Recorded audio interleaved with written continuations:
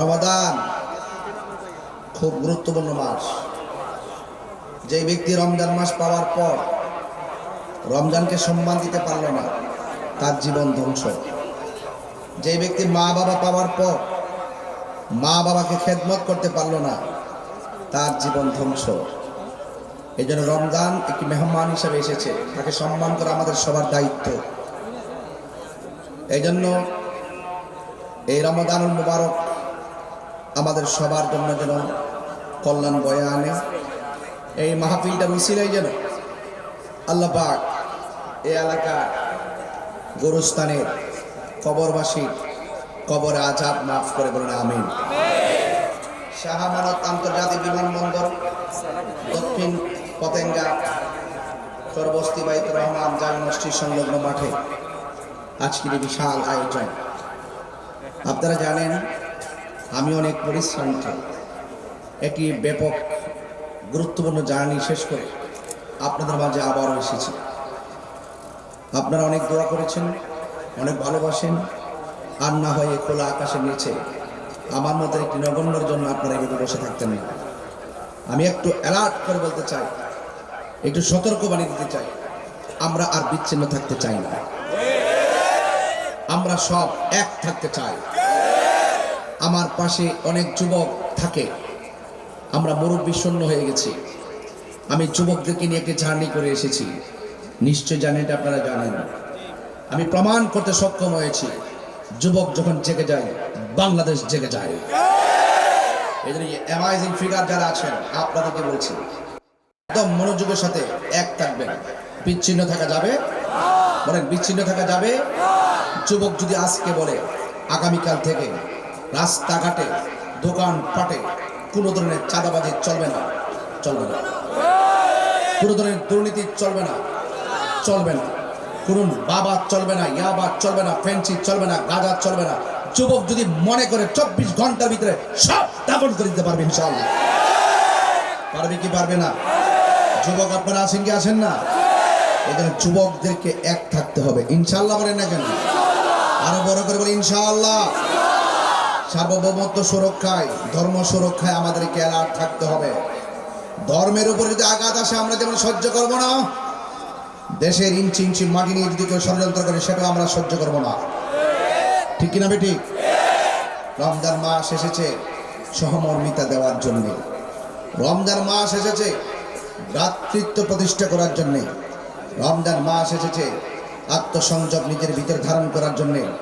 রমজান মাস আত্মশুদ্ধির মাস, রমজান মাস ভ্রাতৃত্বের মাস, রমজান মাস সহমর্মিতার মাস। এই জন্য আপনাদেরকে বলবো এই রোজার মাসটাকে কাজে লাগাতে হবে। আল্লাহ রাব্বুল আলামিন মুমিনদেরকে ডাক দিয়ে বলছেন, ফামান শাহিদা মিনকুমুশ শাহরা ফালিয়াসুম।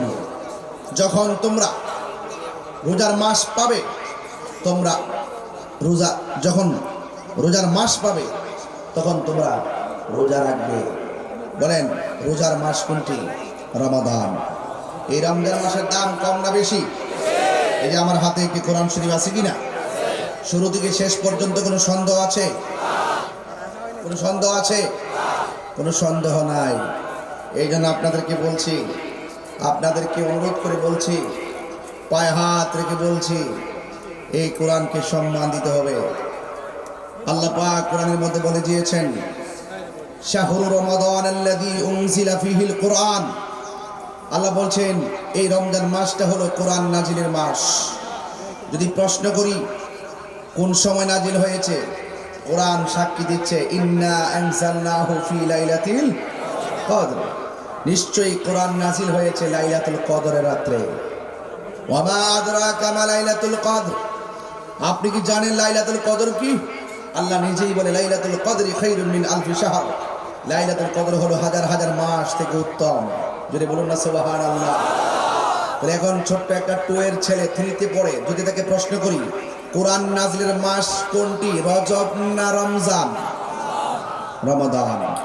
এই জন্য এই মাসের মধ্যে যারা কোরআন শরীফ তেলাওয়াত করবে, হাসরের মাঠ যেদিন কায়েম হবে এই কোরআন আপনার জন্য দাঁড়িয়ে যাবে।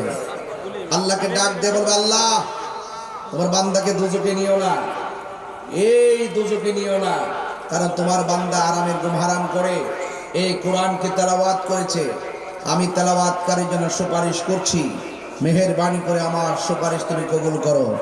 আল্লাহর হাবিব হুজুরপুর নূর সাল্লাল্লাহু আলাইহি সাল্লাম বলছেন, ওই হাসরের ময়দানে কোরআনের সুপারিশে তেলাওয়াতকারীকে আমার আল্লাহ জান্নাত দিয়ে দেবেন। কি সঠিক? সব ঠিক আছে কিনা? এই যে দেখেন, তাইলে কোরআন নাযিলের মাস কোনটা বলেন না, কোনটা? রমাদান। 7টা পদ্ধতির মাধ্যমে এই কোরআনটা নাযিল হয়েছে। কয়টা পদ্ধতি?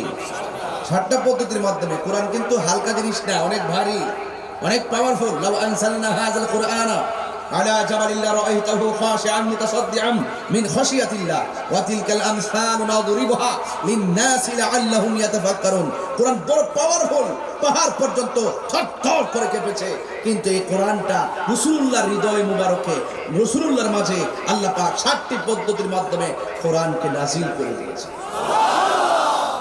এই কোরআন তেলাওয়াত করবেন, কারণ কোরআন তেলাওয়াত এই রমজান মাসে দেখবেন সবচেয়ে বেশি বেশি মহিলারা, মা বোনরা বেশি কোরআন খতম করে। বকশিস দেন মসজিদ ইমাম সাহেবকে দেখবেন মা বোনরা বেশি কোরআন খতম করে। এখন অনেকে আছে পারেন না, কোরআন শরীফ পড়তে পারে না, কি পড়বেন? 3 বার করে সূরা ইখলাস পড়বেন, বেশি বেশি সূরা ইখলাস পড়বেন। রাসূলুল্লাহ বলেন, কেউ যদি 1 বার সূরা ইখলাস পড়ে 10 পারা কোরআন তেলাওয়াতের সওয়াব হয়ে যায়। 2 বার যদি কেউ পড়ে 20 পারা কোরআন তেলাওয়াতের সওয়াব হয়ে যায়। 3 বার যদি পড়ে গোটা কোরআন শরীফটা তেলাওয়াতের সওয়াব হয়ে যায়। তাইলে সওয়াবের কি কোনো অভাব আছে? কিন্তু আমরা পারি না। অথচ এই রমজান মাস এসেছে, এই কোরআনকে সম্মান করতে হবে। রমাদানুল মুবারকের যে বিধিবিধানগুলো রয়েছে এগুলোকে সম্মান করতে হবে। অনেকে মনে করে সেহরির টাইমে সেহরি খেলাম, ইফতারের টাইমে ইফতার করলাম, বাস এটাই বুঝি রোজা হয়ে গেছে। না, রোজা হাতেরও রোজা আছে, কানেরও রোজা আছে, চোখেরও রোজা আছে, জবানেরও রোজা আছে, পায়েরও রোজা আছে, আঙ্গুলের রোজা আছে। তন মন সব এক করে দিয়ে قل إن صلاتي ونسكي ومحياي ومماتي لله رب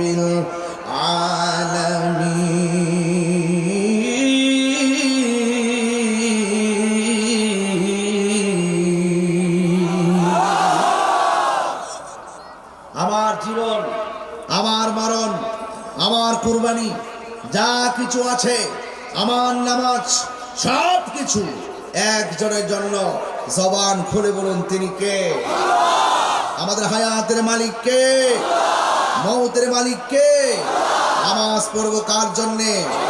কুরবানি করবো কার জন্যে? আমার ভাইয়েরা, এখানে অনেক পলিটিক্যাল পার্সনরা আছেন, আমাদের অনেক গণ্যমান্য ব্যক্তিবর্গ আছেন, অনেক অতিথিরা আছেন। আমি শুধু গড়ি কাটার দিকে তাকে সময় ড্রেস করলাম না। তবে একটা কথা বলতে চাই, এমনও হতে পারে আজকে রোজা, এবারে রোজা কাহারও জন্য জীবনের শেষ রোজা হতে পারে। আরো বড় করে, ঠিক কিনা বে ঠিক? এই জন্য আমার যুবক ভাইরা অনুরোধ করে বলবো, খামখেয়ালি করা যাবে, খামখেয়ালি করা যাবে না, অবজ্ঞা করা যাবে না, তিরস্কার করা যাবে না, খেলায় খেলায় সময় নষ্ট করা যাবে না। আওয়াজ করে বলুন, ইজ্জতের মালিক কে? আরো বড় করে বলুন। আমার যুবক পোলাপান কণ্ঠ উঁচু করে বলেন, আল্লাহ। 3 বার করে আল্লাহ।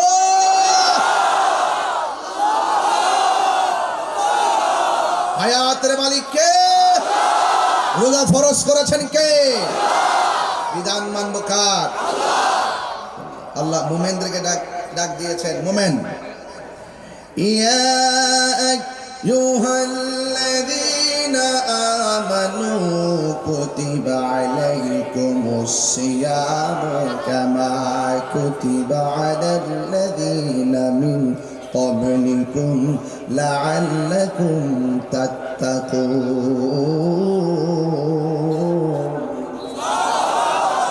আল্লাহ রাব্বুল আলামিন মুনাফিকদেরকে ডাক দেয় নাই, আল্লাহ রাব্বুল আলামিন মুসলিমুন বলে ডাক দেয় নাই। আল্লাহ পাক ডাক দিয়েছে, হে ঈমানদারগণ। কাকে ডাক দিয়েছে? হে ঈমানদারগণ, তোমাদের উপরে রোজাকে ফরজ করা হয়েছে, সিয়াম ফরজ করা হয়েছে, সাওম ফরজ করা হয়েছে। যেমনি ভাবে তোমাদের পূর্ববর্তীগণের উপরে রোজাকে ফরজ করা হয়েছিল। কেন? এই রোজা এমন একটা ইবাদত, যার মাধ্যমে বান্দা আল্লাহওয়ালা হয়ে যায়। লাআল্লাকুম তাত্তাকুন, এই রোজার মাধ্যমে বান্দা পরহেজগার হয়ে যাবে। আর নামাজ পড়েছে কিনা অঙ্গি ভঙ্গি দেখা যায়, বোঝা যায়। যাকাত দিয়েছি, যাকাতের মালের পদ্ধতি বোঝা যায়। রোজা এমন একটা ইবাদত, বোঝা যায় না, জানে কে? আরো বড় করে জানে কে? আল্লাহ রাব্বুল আলামিন বলেন, হে ঈমানদারগণ, তোমাদের উপরে রোজাকে ফরজ করা হয়েছে যেমন করে তোমাদের পূর্ববর্তী গণের উপরে রোজাকে ফরজ করা হয়েছিল। কারণ রোজা এমন একটা ইবাদত, যে ইবাদতের মাধ্যমে তোমরা পরহেজগার হতে পারবে, সম্ভবত আল্লাহওয়ালা হতে পারবে, তোমরা তাকওয়াবান হতে পারবে। কারণ রোজা এমন একটা ইবাদত যার মাধ্যমে বান্দার অন্তরে সব চাইতে বেশি আল্লাহর ভয় প্রবেশ করে। কথা বলেন ঠিক কিনা? যেমন মনে করেন রোজা রাখলো, সেহরি খেলো, দুপুরবেলা উযু করতেছে, জোহর নামাজের আযান হয়ে গেল, নামাজের জন্য মসজিদের মধ্যে গেল, উযুখানার মধ্যে বসে উযু করতেছে, মুখের মধ্যে পানি দিয়েছে। রোজা কেমন আল্লাহর ভয় দেখেন কেমন শিখায়। কুলি করার সময় বারবার চিন্তা করে এক ফোঁটা পানি যেন কণ্ঠনালীর ভিতরে না ঢুকে, নাকের মধ্যে পানি ঢুকায়, মনে মনে ভাবে যেন নাক দিয়ে পানি না ঢুকে, ঢুকলে আমার আল্লাহ মারবো, ঢুকলে আমার আল্লাহর কাছে জবাব দেওয়া লাগবে, ঢুকলে না আমার রোজাটা ভেঙে যাবে। কত ভয় ভিতরে প্রবেশ করে। অথচ বিকালবেলা আসরের নামাজের উযু যখন করে, গলাটা এমন ভাবে শুকায় থাকে, জিহ্বাটা শুকায় থাকে, এরপর গলার ভিতরের দিক দিয়ে কোনো পানি ঢুকায় না, এমন ভাবে উযু করে আর মনে মনে ভাবে যদি উযুর পানি গলার ভিতরে দিয়ে ঢুকে যায় আমার রোজাটা ভেঙে যাবে। এমন ভয় দেখেন আল্লাহর বান্দা কত ভয় করে। অথচ উযু করার সময় কুলি দেয়, কুলির ভিতরে পানি ঢুকায়, কিন্তু পানি ঢুক গেলে পৃথিবীর কেউ দেখবে না, কেউ বুঝবে না, এরপরও বান্দা পানি পান করে না। একমাত্র একজনের ডরে জবান খুলে বলেন তিনি কে? আল্লাহ বলতেছেন লাআল্লাকুম তাত্তাকুন, এই রোজার মাধ্যমে বান্দা পরহেজগার হবে, আল্লাহওয়ালা হবে। এখন প্রশ্ন হলো, আল্লাহকে ভয় করে যারা গুনার কাজ ছেড়ে দেয়, আল্লাহকে যারা ইবাদত করে, তাদের ব্যাপারে কি সারপ্রাইজ আছে? আমার নবী, আপনার নবী বলেছেন, যারা আল্লাহর ডরে, আল্লাহর ভয়ে গুনার কাজ ছেড়ে দিয়ে আল্লাহর ইবাদত করে, আমার আল্লাহর হাবিব বলেন হাশরের ময়দান যেদিন কায়েম হবে, ওই কঠিন মুসিবতের সময় আমার আল্লাহ ওই মুত্তাকিনদেরকে আরশে আজিমের নিচে স্থান দিয়ে দিবে। এরপরে আমার আল্লাহ বলেন, যারা আল্লাহকে ডরায়, আল্লাহর হাবিব বলেন যারা আল্লাহকে ভয় করে গুনার কাজ ছেড়ে দেয়, আল্লাহ যে বলছে লাআল্লাকুম তাত্তাকুন, এই রোজার মাধ্যমে বান্দা পরহেজগার হবে। আমার আল্লাহ বলেন যারা আমাকে ডরায়া ইবাদত করে, আমি আল্লাহ তাদেরকে ভালোবাসি। কেমন ভালোবাসো? আল্লাহ কয় যারা আমাকে ডরায়া ইবাদত করে, যারা আমাকে ভয় পেয়ে ইবাদত করে, আল্লাহ রাব্বুল আলামিন বলেন ওয়ালিমান খাফা মাকাম রাব্বিহি জান্নাতান। আল্লাহ রাব্বুল আলামিন বলেন যারা আমি আল্লাহকে ভয় পেয়ে ইবাদত করে, আমি আল্লাহ রাব্বুল আলামিন তাকে একটা জান্নাত দিব না। জান্নাত দিবে কয়টা? আল্লাহ জান্নাত দিলেই কমবো নাকি? এ যুবক, জান্নাত দেওয়ার মালিক হলো একজন। জবানটা খুলে বলুন তিনি কে? এই আওয়াজে মানি না, জোরে বলো তিনি কে? হাত তুলে বলো তিনি কে? এ বাবারা, আমার আল্লাহ কয় ওয়ালিমান খাফা মাকাম রাব্বিহি জান্নাতান।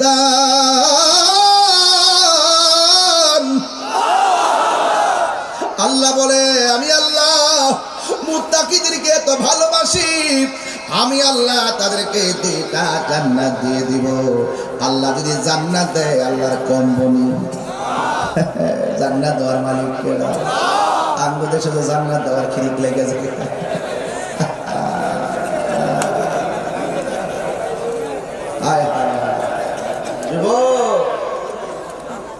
এমন কথা বলবো না যে কথা বললে আল্লাহ অসন্তুষ্ট হয়ে যায়। এমন কথা বলবো না যেই কথা বললে আমার রাসূল সন্তুষ্ট হয়ে যাবে। ইসলামের কথা বলো, ইসলামের অনুশাসন মেনে কথা বলো, কোরআনের কথা বলো, কোরআনকে মেনে কথা বলো। নিজের স্বার্থ সিদ্ধি হাসিল